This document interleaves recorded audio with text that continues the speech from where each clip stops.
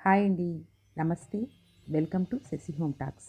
వారానికి ఒక్కసారైనా పోషక విలువలు ఎక్కువగా ఉండే కూరగాయలతో మనం వంట చేసుకుంటే చాలా చాలా ఆరోగ్యానికి మంచిదన్నమాట. అయితే ఈరోజు పోషకాల గని బూడిద గుమ్మడికాయతో ముక్కల పులుసు చేస్తున్నాను.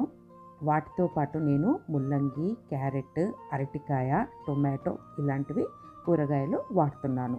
అయితే బూడిద గుమ్మడికాయని మా ఇంట్లో ఎలా కట్ చేస్తామంటే, మొదటగా కాయని తీసుకొచ్చినప్పుడు ఇంట్లో మగవాళ్ళు వెనక నుంచి ఇలా కిందకి వేసేస్తారనమాట. అంటే అది పగిలేదాకా చిన్న క్రాక్ వస్తే చాలు. అలా ఆనవాయితీ ఉంది. అందరి ఇళ్ళలో ఉండకపోవచ్చు. మా ఇంట్లో ఉందని చెప్తున్నాను నేను. ఇలా లేత గుమ్మడికాయ తెప్పిస్తాను నేను. కనీసం వారానికోసారో, 15 రోజులకో అలా దొరికినప్పుడు తీసుకురమ్మని చెప్తాను. అలా కట్ చేసి చిన్న చిన్న ముక్కలుగా, అంటే సాంబార్‌కి అయ్యే ముక్కలుగా, పులుసుకు ఎలా పెడతామో అలాగా. అయితే ఆ తర్వాత ఇంకా ముల్లంగి కూడా కట్ చేసి ఒకే ఒక ముల్లంగి వేశాను. గుమ్మడికాయ ఎక్కువగా ఉంది కదా! ఒకటే ముల్లంగి వేశాను. ఆ తర్వాత అరటికాయ కూడా వాడుతున్నాను. ఇది కూడా ఓకే.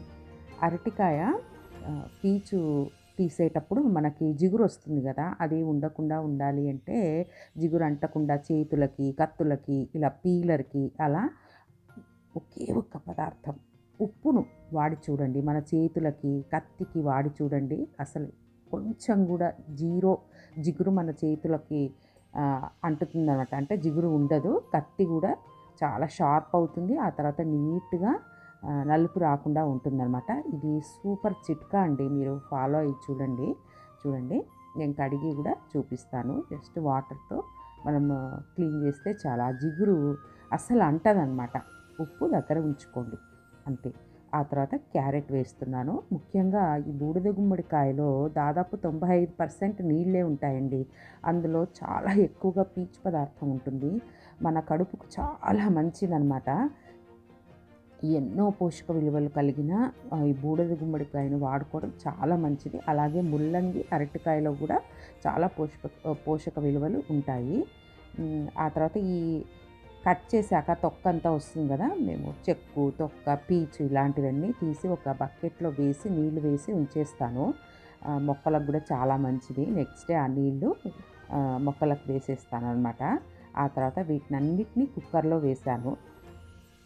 ఒక ఫుల్లు చిన్న సైజు బూడిద గుమ్మడికాయ, ఒక క్యారెట్, ముల్లంగి, అరటికాయ, ఒక 2 టమాటోలు అన్నీ కలిపి కుక్కర్‌లో వేసేసి 2 స్పూన్స్ ఉప్పు వేసేసి స్టవ్ మీద మీడియం ఫ్లేమ్‌లో 3 విజిల్స్ వచ్చేదాకా ఉడికించుకోవాలండి. ఇది ప్లెయిన్ పులుసు అనమాట. ముక్కల పులుసు అంటాం దీన్ని. వట్టి పులుసు అని కూడా పిలుస్తాము. ఆ తర్వాత దీంట్లోకి చిన్న మసాలా లాంటిది తయారు చేస్తున్నాను. ఒక స్మాల్ కప్పు కందిపప్పు వేశాను. అంటే ఒక 4 స్పూన్స్ ఉంటుందన్నమాట. టేబుల్ స్పూన్స్‌తో కొలుచుకుంటే 4 స్పూన్స్. 2 స్పూన్స్ బియ్యము. చిన్న బాణట్లో వేసేసి డ్రై రోస్ట్ అనమాట. దీన్ని వేయించుకోవాలి. బాగా మనకు మంచి సువాసన వచ్చేదాకా వేయించుకోవాలి. ఒక 1 ½ స్పూను ధనియాలు వేశాను. హాఫ్ స్పూన్ జీలకర్ర, హాఫ్ స్పూన్ కంటే తక్కువగా మెంతులు. ఇవన్నీ వేసేసి లైట్‌గా రోస్ట్ చేసుకోవాలి. ఈ ముక్కల పులుసుకి ఏ విధమైన పప్పు ఉడకబెట్టట్లేదు. ఓన్లీ ముక్కలే ఉడికించుకోవాలి. ఆ తర్వాత చిన్న పులుసు లాంటిది మనం చేసుకున్నప్పుడు ఈ చిన్న పౌడర్ లాంటిది మనము చేసి ఉంచుకుంటే మంచి గుమగుమలాడే వాసన వస్తుంది. ఆరోగ్యానికి చాలా మంచిదన్నమాట. ఆ తర్వాత చిన్న ప్యాన్ పెట్టేసి మనకు కారం ఎంత తింటామో దాన్ని అనుసరించి మనము ఎండుమిరపకాయలు వేయించుకోవాలి. కొంచెం నూనె వేసి వేయించుకోండి ఎండుమిరపకాయలు.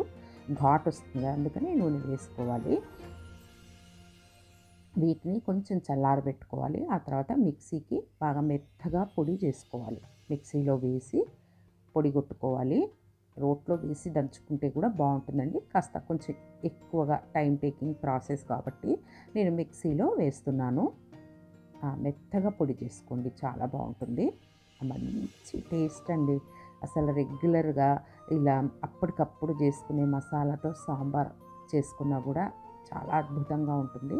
ఇప్పుడు చింతపండు పేస్ట్‌ని వేస్తున్నాను. 2 స్పూన్స్ చింతపండు పేస్ట్‌ని వేశాను. నా దగ్గర చింతపండు పేస్ట్ రెడీగా ఉంచుకొని ఉంటాననమాట. ఒక 2 మంత్స్‌కి అయ్యేట్టుగా నేను ప్రిపేర్ చేసి ఉంచుతాను. ఆ రెసిపీ కూడా ఉందన్నమాట. నేను లింక్‌లో లింక్ పెడతాను, డిస్క్రిప్షన్లో లింక్ ఇస్తాను, చూసేయగలరు. ఆ తర్వాత ఈ మధ్య మా అమ్మాయి నాకు ఒక గిఫ్ట్ ఇచ్చిందండి. ఏంటి అంటే చిన్న విప్పర్ అనమాట. దాన్ని ఏమంటారో నాకు తెలీదు. విప్పరే అంటే మనం మజ్జిగ చిలుక్కోవటానికి, ఏదైనా క్యాపచినో కాఫీ లాంటిది ఇలా విప్ చేసుకోవడానికి అలా కొనిచ్చింది. నేనైతే ఈ చింతపండు పేస్ట్ని నీళ్ళల్లో కలిపి చేశాను. పర్వాలేదనిపించింది. హెవీగా ఉండే కొంచెం సెమీ లిక్విడ్గా ఉండే వాటికి అంత యూజ్ అవ్వదనిపించింది. పైన మనము మజ్జిగకైతే సూపర్గా పనిచేస్తుందన్నమాట. ఇది కూడా దొరికితే మీకు డిస్క్రిప్షన్లో లింక్ పెడతాను. అంటే పెద్ద పెద్ద వెన్న చిలకడం లాంటిది చెయ్యదన్నమాట. ఇంకా ఈ పొడిని ఈ చింతపండు నీళ్ళల్లో వేసేసాను. అలా మిక్స్ చేసుకొని పెట్టుకోండి, అంటే చేయడం ఈజీ అవుతుందన్నమాట మనకు రెసిపీ. ఇదొకసారి అదొకసారి వేస్తే గడ్డగట్టినట్టుగా ఉంటుంది, కాబట్టి అలా చింతపండు నీళ్ళల్లో మిక్స్ చేసి ఉంచుతున్నాను. ఇంకా కుక్కర్ అయిపోయింది, 3 విజిల్సే అంతే. చల్లారిన తర్వాత ఇంకా ముక్కలన్నీ చూడండి భలే ఉడికాయి అన్నమాట. ఆ నీళ్ళు కూడా పడేయకండి, ఆ నీళ్ళతో కూడా మనం పులుసు పెట్టుకోవాలి. ఇప్పుడు చింతపండుని ఇందులో వేస్తున్నాను. మిశ్రమం, చింతపండు పేస్ట్, పొడి అన్నీ కలిసిన మిశ్రమం వేసేసి కలుపుకోవాలి.